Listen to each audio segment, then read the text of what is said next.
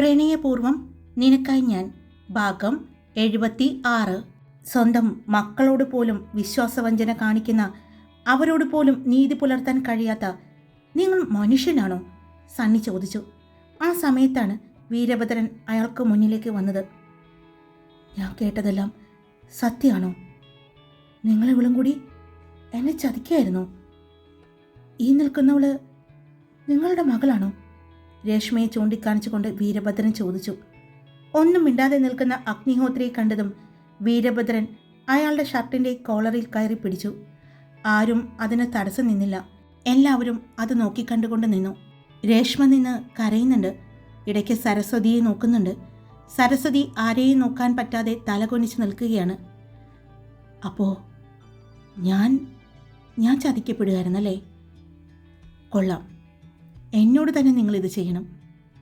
നിങ്ങളുടെ കൂടെ എല്ലാത്തിനും, ഇവൻ പറഞ്ഞതുപോലെ എല്ലാത്തിനും ഒരു നിഴലായിട്ട്, എന്തിന് നിങ്ങളുടെ ഗുണ്ടയെ പോലെ ആയിരുന്നില്ലേ ഞങ്ങൾ മക്കളെല്ലാവരും? എന്നിട്ട് ഞങ്ങളുടെ ജീവിതം തന്നെ എന്തിനാ നിങ്ങളിങ്ങനെ ചെയ്തത്? എന്ത് തെറ്റാ ഞാൻ നിങ്ങളോട് ചെയ്തത്? വീരഭദ്രൻ ചോദിച്ചു. തനിക്ക് കുറ്റം പറയാൻ യാതൊരു അവകാശവും ഇല്ലടോ. അതുകൊണ്ട് താൻ കുറ്റം പറയാൻ നിൽക്കണ്ട, വീരഭദ്രനെ നോക്കിക്കൊണ്ട് അലക്സ് പറഞ്ഞു. അപ്പോൾ ഇനി വേറെ എന്തെങ്കിലും പറയാനുണ്ടെങ്കിലും പറയാട്ടോ. ഇനി നിങ്ങൾക്കാർക്കും അധികം സമയമില്ല. അത് പറഞ്ഞപ്പോഴാണ് ഞാൻ ഓർത്തത്, ഇന്നലെ ഞങ്ങളിവിടെ നിന്ന് മാറിയപ്പോൾ ഇവിടെ എന്തായിരുന്നു പരിപാടി? ആനന്ദ് അഗ്നിഹോത്രിയുടെയും മക്കളെയും എല്ലാവരെയും നോക്കിക്കൊണ്ട് ചോദിച്ചു. എല്ലാവരും നിശബ്ദമായി തന്നെ നിന്നു. ഈ ചോദ്യത്തിനുള്ള മറുപടി പറയേണ്ടത് നിങ്ങൾ ആരുമല്ല, എൻ്റെ ഈ നിൽക്കുന്ന അച്ഛനാണ്. അപ്പോൾ അച്ഛൻ പറഞ്ഞു, എന്തായിരുന്നു ഇന്നലെ? കാര്യമായിട്ട് പരിശോധിക്കുന്നുണ്ടായിരുന്നല്ലോ അച്ഛനും. എന്താ നോക്കിയത്? ആനന്ദ് അച്ഛൻ്റെ അടുത്ത് വന്ന് ചോദിച്ചു. അത് പിന്നെ മോനെ, ഞാനൊന്നും നോക്കിയില്ല. അയ്യോ അച്ഛൻ അങ്ങനെ പറയല്ലേ. ഇത്ര കറക്റ്റായിട്ട് ഞങ്ങളിവിടെ ഇല്ലാതിരുന്നിട്ട് കൂടി ഞങ്ങളത് പറയണമെങ്കിൽ എന്തെങ്കിലും തെളിവില്ലാതെ ഞങ്ങൾ പറയുമെന്ന് അച്ഛന് തോന്നുന്നുണ്ടോ? അത്രയ്ക്ക് വിഡ്ഢികളല്ല ഞങ്ങൾ. നിങ്ങളുടെ മുന്നിൽ ഇങ്ങനെ വന്നു നിന്ന് ചോദ്യം ചെയ്യുമ്പോൾ അതിൻ്റെ എല്ലാ തെളിവുകളും ഞങ്ങളുടെ കയ്യിലുണ്ടായിരിക്കും. അല്ലാതെ ഞങ്ങൾ പറയില്ല. അപ്പോൾ പറഞ്ഞു, എന്തായിരുന്നു അന്വേഷിച്ചത്? അത് പിന്നെ ഇവർക്കെന്തോ ഡോക്യുമെൻറ്റ്സ് വേണമെന്ന് പറഞ്ഞപ്പോൾ അത് ഞാൻ നോക്കിക്കൊടുക്കായിരുന്നു, ആനന്ദിൻ്റെ അച്ഛൻ പറഞ്ഞു. എന്ത് ഡോക്യുമെൻറ്റ്സ് അച്ഛാ അവർ ചോദിച്ചത് അച്ഛനോട്? ആനന്ദ് ചോദിച്ചു. അതെനിക്കറിയില്ല. ആഹാ, അതറിയാതെയാണോ അച്ഛൻ തപ്പാൻ പോയത്? അപ്പോൾ അച്ഛൻ തപ്പി കണ്ടുപിടിച്ചിരുന്നെങ്കിൽ ഏതാണെന്ന് കരുതിയാണ് അദ്ദേഹത്തിന് കൊടുക്കാൻ പോയത്. എന്തായാലും ഇത്രയും വലിയൊരു ബിസിനസ്മാൻ്റെ വീട്ടിൽ ഒരുപാട് രേഖകളുണ്ടാകും, ഒരുപാട് ഡോക്യുമെൻറ്റ്സുകൾ, ഫയലുകൾ എല്ലാം ഉണ്ടാകും. അപ്പോൾ അതിൽ നിന്നും ഏതായിരുന്നു അച്ഛനെ ഉദ്ദേശിച്ചത്? അല്ല, അച്ഛനോട് ഇവർ പറഞ്ഞത് അതൊന്ന് പറയും, ആനന്ദ് വീണ്ടും ചോദിച്ചു. മകൻ്റെ മുന്നിൽ ഒന്നും പറയാനാകാതെ നിൽക്കുന്ന ആനന്ദിൻ്റെ അച്ഛനെ കണ്ടതും അച്ഛൻ പറഞ്ഞിട്ടേ ഇവിടെ നിന്നും പോകൂ. പറഞ്ഞു, എന്നിട്ട് തീരുമാനിക്കാം എനിക്ക് ഇങ്ങനൊരു അച്ഛനെ വേണോ വേണ്ടയോ എന്ന്. ആനന്ദ് പറഞ്ഞു. ആനന്ദ്, നീ ഇതെന്താ പറയുന്നത്? അമൃത അവൻ്റെ അടുത്തേക്ക് വന്ന് ചോദിച്ചു. നീയുണ്ട്, നിന്നെയും പിടിക്കാനിരിക്കുന്നുണ്ട്. ആദ്യം ഇതൊന്ന് കഴിയട്ടെ കേട്ടോ. അതിന് ഞാനെന്ത് ചെയ്തിട്ടാ? ഞാൻ ഇന്നലെ നിങ്ങളുടെ കൂടെ ഉണ്ടായിരുന്നില്ലേ? ഉണ്ടായിരുന്നു. നിന്നോട് ചോദ്യങ്ങൾ ഞാൻ ചോദിക്കാം, ഇപ്പം നീ മിണ്ടാതിരിക്കേ. ആനന്ദ് പറഞ്ഞതും അമൃത ഒന്നും മിണ്ടാതെ കുറച്ച് മാറി നിന്നു. അപ്പോൾ അച്ഛൻ പറഞ്ഞു, എന്ത് ഡോക്യുമെൻറ്റ്സാ ഇവരച്ഛനോട് വേണമെന്ന് പറഞ്ഞത്? അച്ഛനും അക്കൂട്ടത്തിൽ ഉണ്ടായത് കൊണ്ട് അച്ഛനോട് ഇവർ പറഞ്ഞില്ല എന്ന് അച്ഛൻ പറയരുത്. ഇനി ഇവരറിയാതെ മറ്റെന്തെങ്കിലും ഡോക്യുമെൻറ്റ്സ് തപ്പുകയായിരുന്നോ അച്ഛൻ? ആനന്ദ് ചോദിച്ചതും അയാൾ ഞെട്ടലോടെ മകൻ്റെ മുഖത്തേക്ക് നോക്കി. ഞെട്ടിയല്ലോ. അപ്പോൾ എന്തോ ഒരു കള്ളത്തരമുണ്ട്. പറഞ്ഞോ അച്ഛാ. വെറുതെ എന്നെക്കൊണ്ട് ദേഷ്യം പിടിപ്പിക്കരുത്. ദേഷ്യം പിടിച്ചാ അച്ഛനെന്നെ അറിയാലോ. ഞാൻ ഇങ്ങനെയൊന്നുമല്ല. ഞാൻ വയലൻ്റ് ആയിക്കഴിഞ്ഞാൽ പിന്നെ മുന്നിൽ നിൽക്കുന്നത് ആരാണെന്ന് ഞാൻ നോക്കില്ല, പ്രതികരിക്കും. നന്നായിട്ട് തന്നെ ആനന്ദ് പ്രതികരിക്കും. പറയേ അച്ഛാ, അച്ഛനോട് ഇവരെന്താ ചോദിച്ചത്? അച്ഛൻ എന്തെന്നാണ് അന്വേഷിച്ച് നടന്നത്? പറയേ. ആനന്ദിൻ്റെ ശബ്ദത്തിലെ മാറ്റം തിരിച്ചറിഞ്ഞതും അയാൾ അഗ്നിഹോത്രിയെ ഒന്ന് നോക്കി. പിന്നെ വീരഭദ്രനെയും ശക്തിഭദ്രനെയും എല്ലാം ഒന്ന് നോക്കി. അവരെ നോക്കണ്ട, അവരിനി ഒരക്ഷരം മിണ്ടില്ല. മിണ്ടാൻ അവർക്ക് അർഹതയുമില്ല. പക്ഷേ അച്ഛനങ്ങനെയല്ല. അച്ഛന് സംസാരിക്കാം. അതും ഈ ആനന്ദിൻ്റെ അച്ഛനാണ് എന്ന ഒറ്റ കാരണം കൊണ്ട് അച്ഛനിവിടെ സംസാരിക്കാം. പക്ഷേ അച്ഛനിൽ നിന്നുള്ള മറുപടി കേട്ടതിന് ശേഷം ഇവരുടെ കൂട്ടത്തിൽ അച്ഛനെ പെടുത്തണോ വേണ്ടിയോ എന്ന് ഞാൻ തീരുമാനിക്കും. അതിൽ ആരും ഇടപെടില്ല, എൻ്റെ അമ്മ പോലും. ആനന്ദ് അമ്മയെ നോക്കിക്കൊണ്ട് പറഞ്ഞതും അവർ പെട്ടെന്ന് മുഖം താഴ്ത്തി. അപ്പോൾ പറയ്, എന്ത് ഫയലാ അച്ഛൻ അന്വേഷിച്ചത്? അത് അത് ഗരുഡമനയിലെ എല്ലാ ഡോക്യുമെൻസും. അതായത് അംബികയുടെ അച്ഛൻ വേറെയും ഒരുപാട് സ്വത്തുക്കളുണ്ടെന്ന് ഈ അടുത്താണ് എല്ലാവരും അറിയുന്നത്. ഇത്രയും വർഷമായിട്ടും അത് ആരും അറിയാതെ കിടക്കായിരുന്നു. അതറിഞ്ഞപ്പോൾ ഇനിയും വേറെ ഉണ്ടെന്ന് തോന്നി. അതിൻ്റെ എല്ലാം ഡോക്യുമെൻറ്റ്സ് എല്ലാം അംബികയുടെ കയ്യിലുണ്ടെന്ന് വക്കീൽ പറഞ്ഞു. വക്കീലിന് പോലും അറിയില്ല എന്ന് പറഞ്ഞു. അപ്പോൾ അത് ഏതൊക്കെയാണെന്ന് അറിയാൻ വേണ്ടിയായിരുന്നു. പിന്നെ എല്ലാം അംബികയുടെ പേരിൽ തന്നെയാണോ എന്നൊക്കെയൊന്ന് അറിയണമെന്നുണ്ടായിരുന്നു. അംബികയുടെ അച്ഛൻ വേറെ ആർക്കൊക്കെയോ എഴുതി വെച്ചിട്ടുണ്ടെന്ന് പറഞ്ഞു. അതും വക്കീലാണ് പറഞ്ഞത്. ഏത് വക്കീൽ? അത് അംബികയുടെ വക്കീൽ അദ്ദേഹം പറഞ്ഞോ? ആനന്ദ് ചോദിച്ചു. അദ്ദേഹമല്ല പറഞ്ഞത്.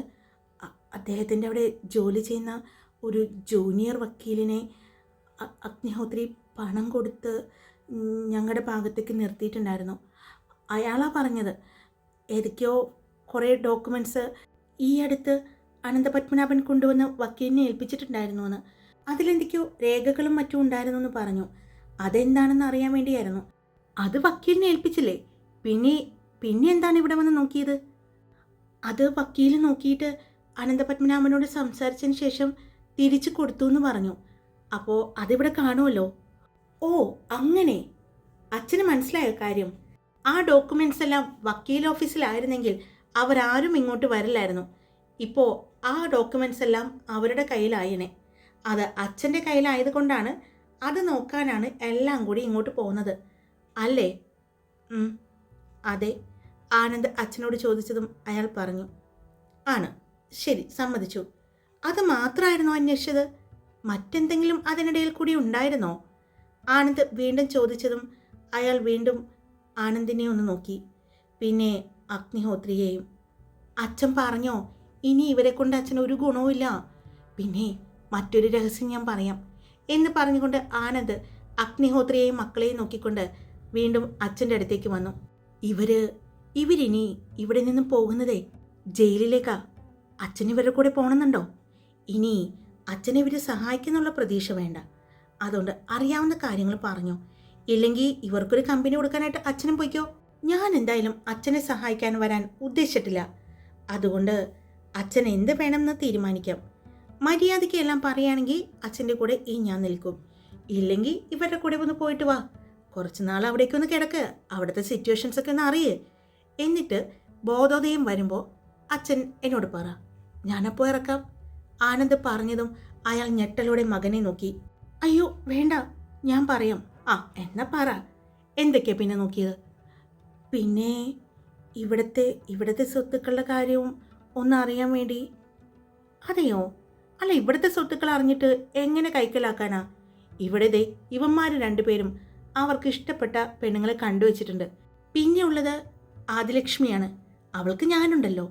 പിന്നെ ഗൗരിക്ക് നല്ല പന പോലത്തെ ഒരുത്തനെ കെട്ടി 2 പിള്ളേരുമായി. ഇനി ഇവർക്ക് ഞങ്ങളറിയാത്ത മക്കൾ ആരെങ്കിലും ഉണ്ടോ എന്ന് ചോദിച്ചുകൊണ്ട് അവൻ അനന്തപത്മനാഭനെ നോക്കിയതും അദ്ദേഹം കൈനിർത്തി അടിയെന്ന് കാണിച്ചു. അല്ല, ഇനി അവരുടെ വീട്ടിൽ നിന്ന് മക്കളെ ആരെങ്കിലും കെട്ടിച്ചാലല്ലേ ഈ സ്വത്തുക്കൾ അവരുടെ കയ്യിലേക്ക് വരൂ. അതിനെ പറ്റി ആരും ഇല്ലല്ലോ. പിന്നെ എന്തിനാണ് അവർ ഇവിടുത്തെ സ്വത്തുക്കൾ അന്വേഷിച്ചത് എന്നാണ് എൻ്റെ ചോദ്യം. അത് ആ ഫയല് തപ്പിയപ്പോൾ അക്കൂട്ടത്തിൽ ഒന്ന് അന്വേഷിച്ചറിയാം എന്നാണ് ഇവരെന്നോട് പറഞ്ഞത്. ജസ്റ്റ് ഒന്ന് അറിയാൻ വേണ്ടി മാത്രമാണെന്നാണ് ഇവരെന്നോട് പറഞ്ഞത്. ആനന്ദിൻ്റെ അച്ഛൻ പറഞ്ഞതും അഗ്നിഹോത്രി അയാളെ നോക്കുന്നത് ആനന്ദ് കണ്ടു. അച്ഛൻ്റെ അതിലുണ്ടായിരുന്ന താല്പര്യം എന്തായിരുന്നു? ആനന്ദ് ചോദിച്ചു. അത് മനസ്സിലായില്ലേ നിനക്ക് ഇവിടെ നിന്നും എന്ത് കിട്ടുമെന്ന് അറിയാനുള്ള ഒരു ആകാംക്ഷ, ഒരു തോരാന്നൊക്കെ പറയില്ലേ, അതിനു വേണ്ടി പുള്ളി ഒന്ന് കൂടെ നിന്നതാ അല്ലേ അങ്കിൾ? അലക്സ് പറഞ്ഞുകൊണ്ട് ആനന്ദിൻ്റെ അച്ഛനെ നോക്കിയതും അയാൾ ദയനീയമായി അലക്സിനെ നോക്കി. അപ്പോൾ ഇത്രയും കാര്യങ്ങൾക്ക് മാത്രമാണോ ഞങ്ങളിവിടെ നിന്ന് മാറിയപ്പോൾ തന്നെ ഈ വീട് തിരിച്ചു വയ്ക്കാൻ നോക്കിയത് നിങ്ങൾ? ആനന്ദ് ചോദിച്ചതും അതെ, ആനന്ദിൻ്റെ അച്ഛൻ പറഞ്ഞതും. അല്ലല്ലോ അങ്കിളെ, അങ്കിള് എന്തിനാ ഇനിയും മറച്ചു വെക്കുന്നത്? സത്യം പറയേ, അങ്കിള് എന്ത് രേഖയാണ് തപ്പിയത്? അതുമാത്രം പറഞ്ഞാൽ മതി. സണ്ണി എഴുന്നേറ്റ് വന്ന് ചോദിച്ചതും അയാൾ ഒന്ന് വെപ്രാളപ്പെട്ടു. അത് കണ്ട ആനന്ദ് കണ്ണുകൾ കുറുക്കി അച്ഛനെ നോക്കി. അവൻ്റെ നോട്ടം കണ്ടതും അയാൾ ഒന്ന് പതറി. ഇനിയും മറച്ചു വയ്ക്കാനാണ് തീരുമാനമെങ്കിൽ ഞാൻ പറഞ്ഞു, ഇങ്ങനൊരു അച്ഛനില്ല എന്ന് ഞാൻ തീരുമാനിക്കുമെന്ന്. അയ്യോ, അതല്ല മോനെ, അത് അനന്തപത്മനാഭൻ പുതിയ ജ്വല്ലറി ടെക്സ്റ്റൈൽസിൻ്റെ മൾട്ടി സ്റ്റോർ തുടങ്ങാൻ പോവുകയാണ് എന്ന് വിവരം കിട്ടി. അതിൻ്റെ കരാറുകൾ, ഇൻവെസ്റ്റേഴ്സിൻ്റെ ഡീറ്റെയിൽസ്, ബാങ്ക് ലോൺ പേപ്പർ ഇവയൊക്കെ ഇവിടെ വെച്ചിട്ടുണ്ടെന്ന് ഞങ്ങൾ അറിഞ്ഞു. അത് നോക്കിയതാ ഞാൻ. അതെന്തിനാ അച്ഛന് കിട്ടിയിട്ട്? അത് പുതിയ ആ സംരംഭത്തിൻ്റെ വിവരങ്ങൾ അതറിഞ്ഞാ നിനക്ക് വേണ്ടി അത് ചോദിക്കാമെന്ന് വിചാരിച്ചിട്ടാണ്. നിനക്കും ആദ്യമോൾക്കും അവകാശപ്പെട്ടത് തന്നെയാണല്ലോ. അപ്പോൾ അത് നിൻ്റെ പേരിൽ തുടങ്ങാൻ അനന്തപത്മനാഭനോട് സംസാരിക്കാൻ വേണ്ടിയായിരുന്നു. അതിൻ്റെ ഡീറ്റെയിൽസൊക്കെ ഒന്നറിയാൻ വേണ്ടിയായിരുന്നു. അയാൾ പറഞ്ഞതും നാണമില്ലേ അച്ഛന്? ഞാൻ കഷ്ടപ്പെട്ട് അച്ഛൻ്റെ നിന്ന് പോലും 1 രൂപ വാങ്ങാതെയല്ലേ ഞാനൊരു സംരംഭം കെട്ടിപ്പൊക്കി കൊണ്ടുവന്നത്. അതുപോലെ തന്നെയാണ് അങ്കിളും തുടക്കകാലത്ത് ഇതുപോലെ തന്നെയാണ് കൊണ്ടുവന്നത്. എന്നിട്ട് ഇവിടം വരെ എത്തിയില്ലേ? അതുപോലെ ആകാനാണ് ഞാൻ ആഗ്രഹിക്കുന്നത്. അതിനു പകരം ഞാൻ വിവാഹം കഴിക്കാൻ പോകുന്ന എൻ്റെ പെണ്ണിൻ്റെ അച്ഛൻ്റെ കയ്യിൽ നിന്നുള്ള സമ്പാദ്യം കണ്ടിട്ടല്ല ഞാൻ ജീവിക്കുന്നത്. ഇത് ഞാൻ മുന്നേ പറഞ്ഞതാണ്. ആദിലക്ഷ്മിയോട് ഞാൻ പറഞ്ഞിട്ടുണ്ട്, നിൻ്റെ അച്ഛൻ നിനക്ക് തരുന്ന ബിസിനസ് എന്താണെങ്കിലും നീ നോക്കി നടത്തിക്കൊള്ളണം. അതിൽ ഞാൻ കൈയിടാൻ വരില്ല എന്ന്. എനിക്ക് എൻ്റേതായ ഒരു വ്യക്തിത്വമുണ്ട്, എൻ്റേതായ ചിന്തകൾ, കാഴ്ചപ്പാടുകൾ എല്ലാം ഉണ്ട്. അതെല്ലാം നശിപ്പിക്കാനായിട്ട് അച്ഛൻ നോക്കണ്ട. ആനന്ദ്, നീ ഇതൊക്കെ ഉണ്ടാക്കി വരാൻ എത്ര കാലം പിടിക്കും? ഇതിപ്പോൾ ഇവർക്ക് ആവശ്യത്തിൽ കൂടുതലുണ്ടല്ലോ. പിന്നെയും ഇങ്ങനെ എന്തിനാണ്? നിനക്ക് ഒരെണ്ണം കിട്ടിയാൽ അത് ഭംഗിയായിട്ട് മുന്നോട്ട് കൊണ്ടുപോകാൻ നിനക്ക് പറ്റുമെന്ന് എനിക്ക് ഉറപ്പുണ്ട്. അതുകൊണ്ടാണ് ഞാൻ അങ്ങനെ. വേണ്ട, ഇനി അച്ഛനൊന്നും പറയണ്ട. അവൻ തിരിഞ്ഞ് അനന്തപത്മനാഭനെ നോക്കി. സോറി അച്ഛാ, ഞാൻ അറിഞ്ഞിട്ടില്ല. എനിക്ക് എന്താടാ നീ കാണിക്കുന്നത്? എടാ, അത് നിൻ്റെ പേരിൽ തന്നെ ഞാൻ വാങ്ങിയിരിക്കുന്നത്. അനന്തപത്മനാഭൻ പറഞ്ഞതും ആനന്ദ് ഞെട്ടലോടെ അദ്ദേഹത്തെ നോക്കി. അതെ, നിൻ്റെ പേരിൽ മാത്രം. കാരണം എന്നോട് ആദിലക്ഷ്മി പറഞ്ഞിരുന്നു, ആ ബിസിനസ്സൊക്കെ അച്ഛൻ നോക്കി നടത്തട്ടെ എന്ന്. നീ ഇവിടെ നിൽക്കുമ്പോൾ അവരുടെ കാര്യങ്ങളൊന്നും അവതാളത്തിലാവരുതല്ലോ. അവരെ നീ ഒന്നുമില്ലാത്തതുപോലെ ആക്കിയെന്ന് തോന്നരുതല്ലോ. അതുകൊണ്ട് അവിടുത്തെ ബിസിനസ്സും അതിൻ്റെ ലാഭവും എല്ലാം അച്ഛൻ ഇപ്പോൾ ചെയ്യുന്നത് പോലെ തന്നെ ചെയ്യട്ടെ എന്നാണ് പറഞ്ഞത്. അതിന് പകരമായിട്ട് നിനക്കും നിൻ്റെ പെണ്ണിനും അവൾ തന്നെയാണ് ഇങ്ങനെ ഒരു സംരംഭം വേണമെന്ന് പറഞ്ഞത്. അതും അവൾ തന്നെയാണ് എല്ലാം നോക്കിയതും നിൻ്റെ പേരിൽ വാങ്ങിയതും എല്ലാം അവൾ തന്നെയാണ്. അത് നിനക്ക് തന്നെ സ്ത്രീധനമൊന്നുമല്ല. നീ ഇപ്പം പറഞ്ഞില്ലേ എല്ലാം ഞാൻ ഒറ്റയ്ക്കുണ്ടാക്കിയെന്ന്. എന്നാൽ അവിടെ ഒരു തെറ്റുണ്ട്, അല്ല തിരുത്തുണ്ട്. ഞാൻ ഒന്നും ഒറ്റയ്ക്കുണ്ടാക്കിയതല്ല. എൻ്റെ ആദ്യത്തെ മൂലധനം എന്താണെന്നറിയോ? എൻ്റെ അച്ഛൻ തന്ന ആദ്യത്തെ എൻ്റെ ഷോപ്പ്. അവിടെ നിന്നാണ് ഞാൻ ഇതെല്ലാം ഉണ്ടാക്കിയത്. അതുപോലെ തന്നെ ഞാൻ നിനക്ക് തരികയാണ് ആദ്യത്തെ ഒരു ഷോപ്പ്. ഇവിടെ നിന്നായിരിക്കണം നിൻ്റെ ഇനിയുള്ള ഉയർച്ചകൾ. ഇതുവരെയുള്ളതെല്ലാം നീ മറന്നേക്ക്. നിൻ്റെ അച്ഛനും നിൻ്റെ ഈ സഹോദരിക്കും എല്ലാം നിന്നെക്കൊണ്ട് ചെയ്യാൻ പറ്റുന്നത് നീ ചെയ്യുന്നു. അവരെ നീ നോക്കാതെ കൈയൊഴിഞ്ഞു എന്നുള്ള പരാതിയും ഇല്ല, അനന്തപത്മനാഭൻ പറഞ്ഞു. പിന്നെ ഇതിലെൻ്റെ കുഞ്ഞു സ്വാർത്ഥത കൂടിയുണ്ട്. ഞാൻ വളർത്തിക്കൊണ്ടുവന്നിരിക്കുന്ന ഈ ടെക്സ്റ്റൈൽസ് ജ്വല്ലറി ഗ്രൂപ്പ്, അതിൻ്റെ എല്ലാ കാര്യങ്ങളും നോക്കാൻ എൻ്റെ മക്കൾ തന്നെ വേണമെന്ന് എനിക്ക് നിർബന്ധമുണ്ട്. ഇപ്പോൾ ആദികേഷും ആദിശേഷും അവർ വിവാഹം കഴിച്ചു കൊണ്ടുവരുന്ന പെൺകുട്ടികളുണ്ട്. അതുപോലെ തന്നെ ആദിലക്ഷ്മിയുണ്ട്. അവൾക്ക് താങ്ങായിട്ട് നീയും കൂടി വേണം. സണ്ണിയും ഗൗരിയും പിന്നെ അറിയാലോ, അവന് സ്കൂള്, അവിടുത്തെ കാര്യങ്ങൾ എല്ലാം ഉണ്ട്. അവന് ഈ ഒരു ബിസിനസ്സേ അല്ല. പക്ഷെ നീ അങ്ങനെയല്ല. നീ ഞങ്ങളുടെ ബിസിനസ്സുമായിട്ട് ബന്ധപ്പെട്ട ഒരാളാണ്. അതുകൊണ്ട് ഇതിൽ തെറ്റുണ്ടെന്ന് എനിക്ക് തോന്നിയില്ല, അനന്തപത്മനാഭൻ പറഞ്ഞു. അത് വേണ്ട, ഇനി നീ ഇങ്ങോട്ടൊന്നും പറയണ്ട. പിന്നെ അനന്തപത്മനാഭൻ ആനന്ദിൻ്റെ അച്ഛൻ്റെ അടുത്തേക്ക് ചെന്നു. ഇവനെ നിങ്ങൾ കുറച്ചുകൂടി മനസ്സിലാക്കിയില്ലല്ലോടോ. ഞാൻ മനസ്സിലാക്കിയ അത്രം പോലും. എന്തായാലും കഴിഞ്ഞത് കഴിഞ്ഞു. നിങ്ങൾക്ക് ജീവിക്കാനുള്ളതെല്ലാം ആനന്ദ് തന്നു കഴിഞ്ഞിട്ടുണ്ട്. ആനന്ദ് ഉണ്ടാക്കിയതാണെങ്കിലും ആ സ്വത്തിൽ നിങ്ങളുടെ മകള് അവകാശം പറഞ്ഞു എന്ന് അറിഞ്ഞപ്പോൾ അന്ന് ഞാൻ തീരുമാനിച്ചതാണ് അത് നിങ്ങൾക്ക് തന്നെ തരണമെന്ന്. കാരണം ഇവൻ എൻ്റെ മകനാണ്, എൻ്റെ ആദിശേഷനെയും ആദികേശനെയും പോലെ തന്നെ. അതുകൊണ്ട് ഇവനുള്ളത് ഞാൻ ഉണ്ടാക്കിയിട്ടുണ്ട്, ഇവിടെയുണ്ട്. ഇവന് കൊടുത്താലും അത് ഇരട്ടിയാക്കുകയോ ഇവനുള്ളൂ എന്ന് എനിക്കറിയാം. ആ ഉറപ്പിന്മേൽ തന്നെയാണ് ഇവനെ ഞാൻ കൂടെ കൂട്ടിയത്. സ്വന്തം മകനെ വെച്ച് വിലപേശാൻ എൻ്റെ അടുത്തേക്ക് നിങ്ങൾ വരാതിരുന്നത് നന്നായി. വന്നാൽ ഇതുപോലെ ആയിരിക്കില്ല അനന്തപത്മനാഭൻ പ്രതികരിക്കാൻ പോകുന്നത്. അപ്പോൾ മോനെ സണ്ണി, ആനന്ദിൻ്റെ അച്ഛൻ്റെ ഡീലിങ്സ് എല്ലാം കഴിഞ്ഞു, ഇനി ഇവരുടെ അല്ലേ? സണ്ണി മൂളിക്കൊണ്ട് അനന്തപത്മനാഭൻ്റെ അടുത്തേക്ക് ചെന്നു. അനന്തപത്മനാഭൻ അഗ്നിഹോത്രിയെ ഒന്ന് നോക്കി. കുറച്ചു മുമ്പ് ഞാൻ പറഞ്ഞിരുന്നു, ഗരുഡമനയിലെ യഥാർത്ഥ അവകാശി ആള് എത്തിയിട്ടുണ്ട് എന്ന് പറഞ്ഞ് അനന്തപത്മനാഭൻ വാതിക്കലേക്ക് നോക്കിയപ്പോൾ കണ്ടു അവിടെ നിൽക്കുന്ന തേജിനെ. ദാ ഇവനാണ് ഇനി ഗരുഡമന ഭരിക്കാൻ പോകുന്നത്. അല്ല, എല്ലാ അവകാശവും ഇവനാണിനി. ഇവനും ഇവൻ്റെ അച്ഛൻ ശക്തിഭദ്രനും ഇവൻ്റെ അമ്മ തേജ ശക്തിഭദ്രനും ഞങ്ങൾ മുഴുവനായിട്ടും ഇഷ്ടദാനമൊന്നുമല്ല, പൂർണ്ണ സമ്മതത്തോടെ എല്ലാ അവകാശത്തോടും കൂടി അവർക്ക് എഴുതി കൊടുത്തു. ഇനി അവർക്ക് അത് എന്ത് വേണമെങ്കിലും ചെയ്യാം. അതാണ് ഞങ്ങളുടെ തീരുമാനം. അതുകൊണ്ട് ഇനി മുതൽ അവരാണ് ഗരുഡമനയിലെ അവകാശികൾ. ഞങ്ങൾക്ക് ആ സ്വത്ത് വേണ്ടെന്ന് ഞങ്ങൾ പണ്ടേ തീരുമാനിച്ചതാണ്, നിങ്ങൾക്ക് തന്നെ തരാനിരുന്നതാണ്. പക്ഷേ അതിനിടയിൽ കൂടി നിങ്ങൾ ഇങ്ങനൊരു കളി കളിച്ചുകൊണ്ട് ഇനി നിങ്ങൾക്ക് അതിൽ നിന്നും ഒരു തരി മണ്ണ് പോലും തരില്ല എന്ന് തീരുമാനിക്കുകയായിരുന്നു ഞങ്ങൾ. ഇപ്പോൾ അതിൻ്റെ അവകാശിയായ ദേ ഇവൻ നിങ്ങളുടെ മകനല്ല, ശക്തിഭദ്രൻ്റെ മകൻ. ഇവനും ഇവൻ്റെ അച്ഛൻ അധികം വൈകാതെ ആരോഗ്യത്തോടു കൂടി ശക്തിഭദ്രൻ എഴുന്നേറ്റ് വരും. അന്ന് അദ്ദേഹവും പിന്നെ ദേ നിങ്ങൾ ഒരുപാട് ഉപദ്രവിച്ചില്ലേ തേജ, അവരും കൂടി നോക്കി നടത്തും. ഇനി അവരാണ് ഗരുഡമനയിലെ യഥാർത്ഥ അവകാശികൾ. 3 പേർക്കും ഒരുപോലെയാണ് എഴുതി വച്ചിരിക്കുന്നത്. അപ്പോൾ ഇതാണ് എൻ്റെ തീരുമാനം. അംബികയ്ക്കും അത് തന്നെയാണ്. അതുകൊണ്ടാണല്ലോ അവളെല്ലാം അവരുടെ പേരിലേക്ക് എഴുതി കൊടുത്തത്, അല്ലേ എൻ്റെ ഭാര്യയെ?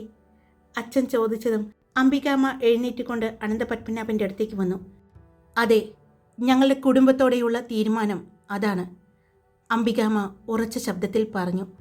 അങ്കിളെ, എല്ലാം കഴിഞ്ഞെങ്കിൽ ഇവരെ ഞാൻ കൊണ്ടുപോയിക്കോട്ടെ? ഇപ്പോഴല്ല, 21 വർഷം മുതലുള്ള കേസുകൾ കിടക്കാണ്. എല്ലാം കുത്തിപ്പൊക്കി വരുമ്പോഴേക്കും എൻ്റെ കെട്ടുപ്രായം തീർന്നു പോകുമെന്ന എൻ്റെ പേടി.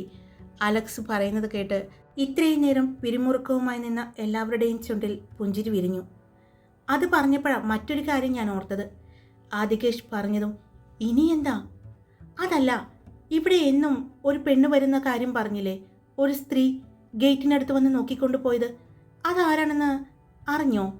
അത് ശരിയാണല്ലോ, അക്കാര്യം എന്താ നമ്മൾ പറയാൻ മറന്നത്? ആ, ആളിവിടെ തന്നെയുണ്ട്, ആളെ ഞങ്ങൾ കണ്ടുപിടിച്ചിരുന്നു. അലക്സ് പറഞ്ഞുകൊണ്ട് സരസ്വതിയെ നോക്കി. എങ്ങനെയാ ഇത്രയും ദൂരം വന്നു പോയിക്കൊണ്ടിരിക്കുന്നത്? അല്ലെങ്കിൽ ഇവിടെ ഉണ്ടായിരുന്നോ നിങ്ങൾ ആ ദിവസങ്ങളിൽ? സരസ്വതിയോട് അലക്സ് ചോദിച്ചതും അവർ ഒന്നും മിണ്ടാതെ തലകുനിച്ചു. ഈ നിൽക്കുന്ന സരസ്വതിയുടെ സഹോദരൻ്റെ വീട് തൃശ്ശൂരാണെന്ന് എല്ലാവർക്കും അറിയാലോ, കാരണം നന്ദൻ ഇവിടെയായിരുന്നല്ലോ. ഇവർ ഇടയ്ക്ക് ഇങ്ങോട്ട് വരും, സഹോദര സ്നേഹം മൂത്ത്. അന്ന് ഈ അനന്തപത്മനാഭനെയും അംബികയെയും ചുറ്റിപ്പറ്റി ഒന്ന് സെർച്ച് ചെയ്യും. അക്കൂട്ടത്തിൽ അവർ തൃശ്ശൂർ ടൗണിലുള്ള അവരുടെ വീട്ടിലില്ല എന്നറിഞ്ഞ് ഇവിടെ വന്ന് പരിശോധനയ്ക്ക് വന്നതാണ്. ഇവിടെ വന്നപ്പോൾ 2 പ്രാവശ്യം വന്നപ്പോൾ അവർ ഇവിടെ കുറച്ച് പേരെ കൂടുതൽ കണ്ടു. പരിചയമില്ലാത്ത മുഖങ്ങൾ, മറ്റാരുമല്ല, നമ്മളൊക്കെ തന്നെയായിരുന്നു. അതറിയാനുള്ള ആകാംക്ഷയിൽ അവർ 2-3 ദിവസം കൂടുതൽ സഹോദരൻ്റെ വീട്ടിൽ നിന്നു. എന്നിട്ട് ഇങ്ങനെ വന്ന് നോക്കും. അതാണ് നമ്മുടെ അപ്പുറത്തെ ഏഞ്ചൽ കൊച്ച് കണ്ടത്. ഇവിടെ വന്ന എല്ലാവരുടെയും വിഷ്വൽസ് ഒന്ന് കാണിച്ചു കൊടുത്തപ്പോൾ തന്നെ ഏഞ്ചൽ തിരിച്ചറിഞ്ഞു ഇവരെ. അലക്സ് പറഞ്ഞതും ഓ, അപ്പോൾ എൻ്റെ പെണ്ണിനെ കൊണ്ട് ഗുണമുണ്ടായി. ആദിശേഷ് പറഞ്ഞതും അവൻ്റെ അടുത്ത് നിന്ന ശ്യാം അവനെ ഒന്ന് നോക്കിക്കൊണ്ട് കഷ്ടം എന്ന് പറഞ്ഞു. അത് കണ്ടതും അവനൊന്ന് ചിരിച്ചു. ഹായ്, എല്ലാവരും സുഖമായിട്ടിരിക്കുന്നോ? ഞാൻ സുഖമായിട്ടിരിക്കുന്നു. നാളത്തോടു കൂടി പ്രണയപൂർവ്വം നിനക്കായി ഞാൻ എന്ന സ്റ്റോറി തീരുകയാണ്. അടുത്ത ദിവസം തന്നെ പുതിയ സ്റ്റോറി വരും. അപ്പോൾ ഇഷ്ടപ്പെട്ടാൽ ലൈക്ക് ചെയ്യുക, നിങ്ങളുടെ അഭിപ്രായങ്ങൾ കമൻറ്റ് ചെയ്തോളൂ. സബ്സ്ക്രൈബ് ചെയ്ത് കേൾക്കുന്നവരുണ്ടെങ്കിൽ സബ്സ്ക്രൈബ് ചെയ്ത് സപ്പോർട്ട് ചെയ്തോളൂ. Love you all. It's me Karthika.